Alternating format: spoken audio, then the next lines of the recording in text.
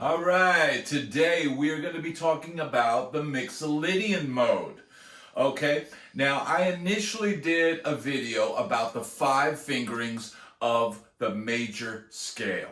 All right, now the reason why that video is so important, and I want more people to go and watch that video and learn it, is because these modes are all based on that major scale. And once you learn that, the rest is easy. Modes are easy, okay? So if you haven't done it yet, go and watch my video on the major scale, the Ionian mode, the #1 mode, the basis for these modes that I've talked about. Now, last week, I did the Dorian mode, okay? And that is a very popular mode. Okay, it's extremely important, and this one is too. In fact, I would say the top 3 modes to learn are the Ionian, i.e. the major scale, 2, the Dorian mode, which is the 2nd scale, and the 5th scale, which is the 5th mode, which is the Mixolydian mode. Now, the Mixolydian mode is a very cool scale. It works great for blues. It works great for funk. It works great over dominant 7 chords because it is based on the 5th chord of the major scale, which is a dominant 7 chord. All right? If you extend the chord to 7ths, it is a dominant 7 chord. All right, so this scale works best over dominant 7 chords. All right, now I'm not going to show you all 5 positions of this because it would be redundant. I've done the major scales in all 5 positions, and I've done the Dorian mode in all 5 positions. Today, I'm going to give you the tools to get this done on your own. But what I am going to show you right now is in this box. Let's say we're in this box and we're playing an A7. That would be your first finger on the 5th fret on the bass string, and then your 2nd finger on the D string on the 5th fret. Those 2 notes, that's the 1 and the flat 7, and then the 3rd, which is this note on the 6th fret on the G string. So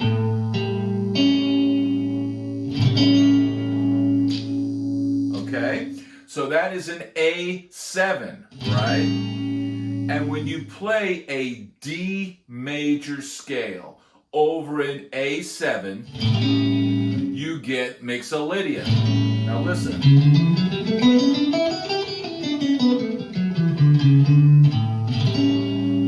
Hear how that sounds? It's got it's happy, but it's got that dominant 7 in it, which gives it a real, attitude. It gives it a funky attitude. And this is a great scale to learn. All right, so today I'm going to focus on right here in this box, working from this box, because we're all used to, minor pentatonic. But this is going to give you some different notes, some more tasty notes, and still have some of that nastiness to it, all right? So what we're going to do is we're going to put our first finger on the 3rd fret on the low E string, and we're going to play that G, right? And then with the 2nd finger, we're going to play A, right? On the 5th fret, play that A. And then with our pinky, we're going to play on the 7th fret a B. Okay, so those are the first 3 notes, right? And now the next 3 notes, you're going to put your first finger on the 4th fret and you're going to play 1, 2, 4, right? Now on the next finger, you're going to play the exact same thing. 1, 2, 4. That's starting on the 4th fret on the D string. 1, 2, 4, right? Now on the next string, same fingering, same position, you're going to play on the 4th fret, your first finger, okay? And then 3, and then 4, okay? Now for this next string on the B string, you're going to shift to the 5th fret, and you're going to play that E, and you're going to go E, F sharp, G. And then on this next string, you're going to go A, B, C sharp. Okay? So the whole thing is this.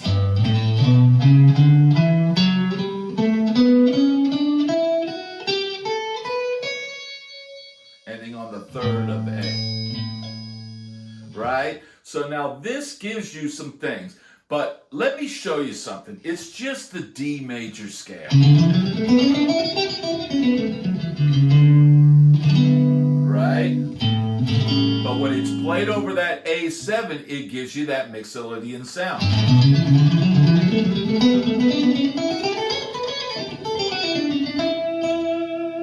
All right? So that is the Mixolydian scale. Now, if you know your D major scale, and you know it in some other places, like, for instance, right here.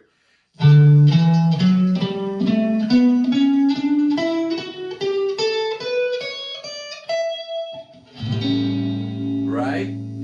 This is why it is so important that you learn all 5 fingerings of that major scale. You don't want any dead spots. You want to see the relation and learn these modes.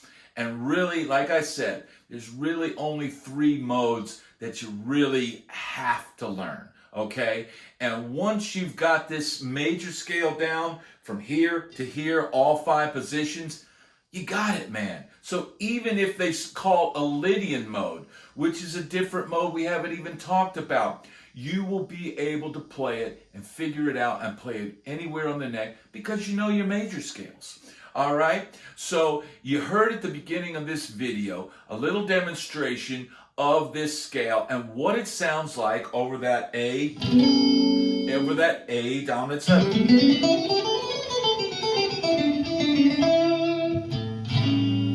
All right? So it's a very important scale for blues, for rock. It can really add some nice flavor. Remember, soloing is a conversation. And in order to be a great conversationalist, you need words, you need quotes, you need verbs, you need nouns. And the more tools you can add to your toolbox, the more you will have to say. And the more interesting you will have to say. All right? So I hope this has helped you and shown you the importance of learning those major scales in all 5 positions. Because when I tell you, here's the relation. Let me show you the relation of this. So your D major scale, right? The 5th degree is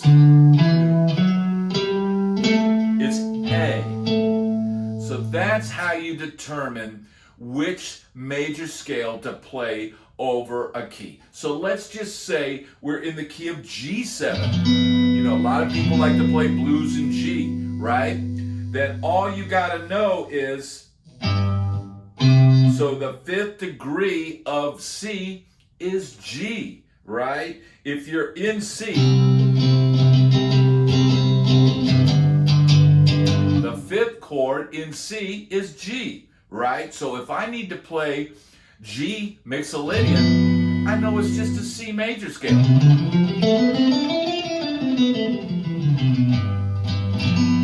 Right? That's all it is. So I want you to see the relations in these scales and see the importance of learning these major scales in all 5 positions, all right? Then you can tackle the Dorian mode. Then you can tackle the Mixolydian mode. Now, I've posted a jam track that drops at 9 a.m., same day as this lesson, and I want you to take that and play your D major scale over this jam track and get a feel for it yourself. all right? And you can mix in your A minor pentatonic, and you can mix in some of your A major pentatonic, but I also want you to experience what it's like to play that D major scale over that A7. It's a great sound, and it will give you more tools in your toolbox, okay? I hope this lesson has helped you. Please click the like and subscribe button. Remember, music is from the mind, it's from the heart, and it's from the soul. I hope I've helped you with this lesson, and I'll see you on the next one. Thanks for tuning in.